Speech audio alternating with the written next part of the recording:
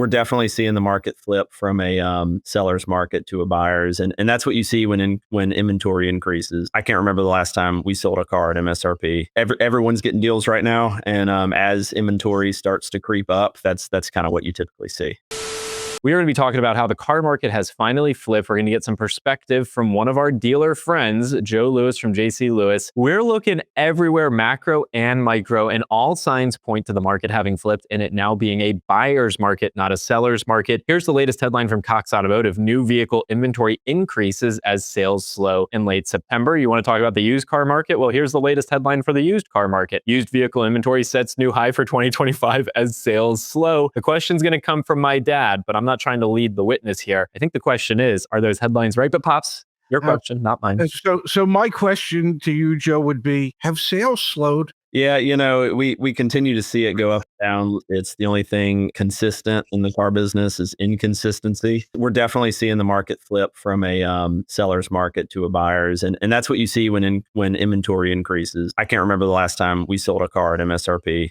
Everyone's getting deals right now. And as inventory starts to creep up, that's kind of what you typically see. How much more inventory do you have, say, today than just 60 days ago back in August?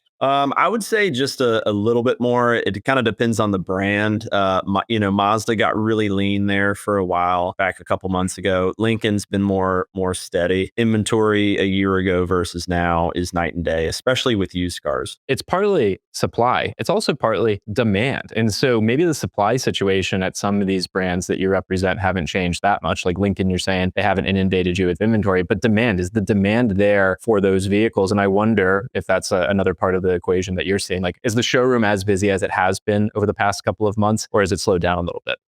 We've definitely seen it slow down a little bit. And when you see that, that's typically when you see some really good rates. Like, Lincoln's got 0 for 72 and 0.9 for 84 on one of their model lines right now. Wow. Mazda's got some better rates that have come out, and same with Ford. So typically it takes the manufacturer a little while to respond when we see that. But, when they see, a slow month, there were a couple slow months in a row is typically when you see some good incentives come out. I do have a question for you about affordability. Are you seeing people more stressed out about taking on the debt of an auto loan today than perhaps we had seen 2 years ago? Yeah, definitely. Repossession rates are getting close to all-time highs right now. We're seeing more and more people come in that are budget conscious. And frankly, it seems like it's one or the other. You either have the customer that comes in and buys a Navigator for cash, or you've got the customer looking for a $15,000 or $20,000 car that, wants $300 car payments. But you're definitely seeing that squeeze right now, as affordability becomes an issue. Has the credit quality of your customers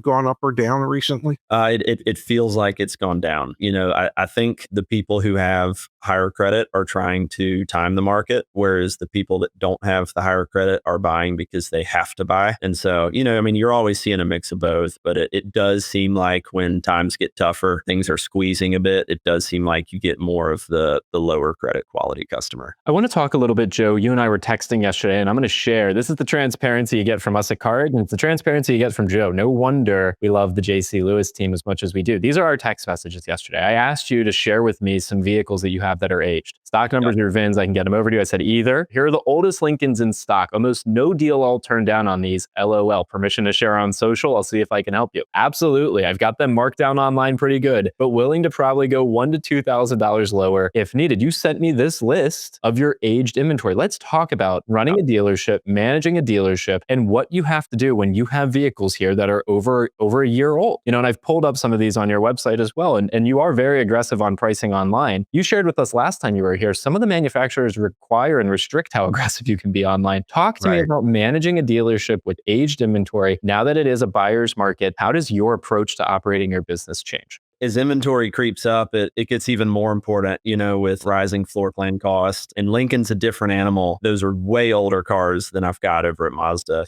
I think my oldest Mazda is 125 days old. I've got a few Lincolns that I've had to make birthday cakes for. So it's time for those to go away. I've priced them online as aggressively as possible. I'm not afraid to lose money on these old age cars. Obviously, at some point, it doesn't make sense, but definitely willing to get really, really aggressive on especially those old old age cars. When we talk about the car market flipping, it's a little bit broad strokes, the way we describe it here on YouTube. It's different based on every year, make, model, trim, and region. And so can you talk a little bit about the dynamics you're seeing across the board at some of your other dealerships? And we'll switch over to used cars here in a minute as well. But what's the distinction between Lincoln, Ford, Mazda right now? A lot of it just depends on your location, your region. Some regions and districts and zones will be heavier with inventory than others. Mazda, for instance, we happen to be in a region that is lighter in inventory. If you go up in the Northeast or you go out to Texas, they're sitting a good bit longer. And the same could be true for Lincoln. I'm sure there's Lincoln dealerships out there that have an oldest car of 150 days old, whereas ours is 380, 390. It's a business that's so fluid. The manufacturers try to send the cars where they're needed. It's clear that sometimes too many get sent in certain regions of the country.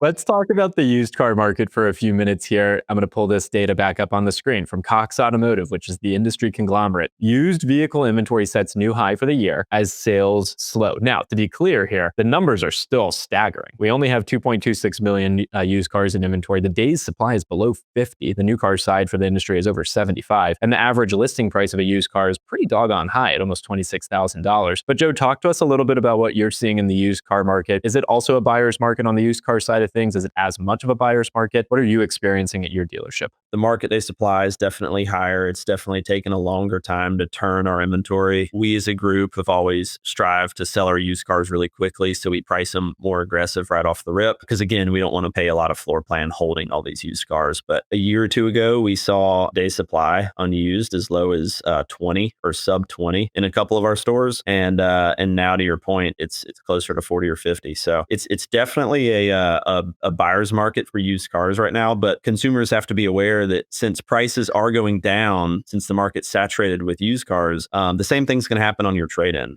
Your trade-in is not going to be worth quite as much. However, you're still getting a really good deal on the newer used car that you want to buy. A lot of people don't think about it that way, that it does go both ways. If used cars are selling for less, that means your trade-in's worth a little bit less than they were 6 months, a year ago, 2 years ago. We've got members of our community, which I think, Dad, have listened to us for years now, have heard us say, buy a car in December. So you've got E. Rodriguez here, hold out till December, people. You've got No Name here. Yes, wait till December when the cars will be even more aged. My dad and I have been talking about this three-legged stool recently. The three legs of that stool, the three legs of the car deal, the out-the-door price of the car you're buying, the vehicle that you're selling, and your financing. For most people, that's the trifecta. Talk a little bit here, put yourself in our customers' shoes, our audience shoes. When are you timing your purchase? Is there an incentive to wait till December because the trade-in value could go down? Is there an incentive to do it here at the end of October, today or tomorrow, because you know what you're getting into?